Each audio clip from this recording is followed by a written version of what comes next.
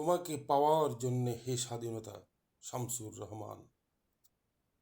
তোমাকে পাওয়ার জন্যে হে স্বাধীনতা, তোমাকে পাওয়ার জন্যে আর কতবার ভাসতে হবে রক্তগঙ্গায়, আর কতবার দেখতে হবে কাণ্ডবেদান। তুমি আসবে বলে হেই স্বাধীনতা, সাকিনা বিবির কপাল ভাঙল, স্মৃতির সিঁদুর গেল হৃদয়াশিস। তুমি আসবে বলে হেই স্বাধীনতা, শহরের বুকে জলপাই রঙের ট্যাঙ্ক এলো দানবের মতো চিৎকার করতে করতে। তুমি আসবে বলে হে স্বাধীনতা, ছাত্রাবাসে ছাত্রাবাস বস্তি উজাড় হলো, রিকয়েললেস রাইফেল আর মেশিন গান খই ফুটালো যত্রতত্র। তোমাকে পাওয়ার জন্যে হে স্বাধীনতা, তোমাকে পাওয়ার জন্যে আর কতবার ভাসতে হবে রক্তগঙ্গায়। এই তোমাকে পাওয়ার জন্যে হে স্বাধীনতা এর কবি শামসুর রহমান কি মিথ্যা? এই কবিতা কি মিথ্যা? না, শামসুর রহমান সত্যি, শামসুর রহমানের কবিতাও সত্যি। স্বাধীনতার ৫৫ বছর পরেও আমরা আজ শিশু হত্যাকারীদের বিচার পাচ্ছি না, শিশু দর্শনকারীদের বিচার পাচ্ছি না। কবে পাব?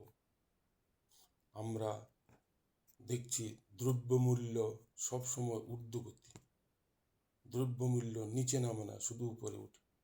গরিব মানুষ এখনো ৩ বেলা পেট ভরে ভাত খেতে পারে না, কিন্তু কেন? ন্যায় বিচার পাই না কেন? গরিব অসহায় মানুষ ন্যায় বিচার কেন পায় না? ৭১কে অস্বীকার করা যাবে না।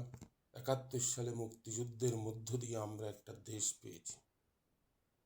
আমরা আশাবাদী এদেশের পরিবর্তন আসবে, এদেশের পূর্ণ স্বাধীনতা আসবে, মানুষ নিঃশ্বাস নিতে পারবে খুব সুন্দরভাবে, মানুষ আইন শৃঙ্খলা সুন্দর দেখবে, মানুষের জীবনের নিরাপত্তা অত্যন্ত সুন্দরভাবে হবে, সে আশায় আমরা বুক বেঁধেছি।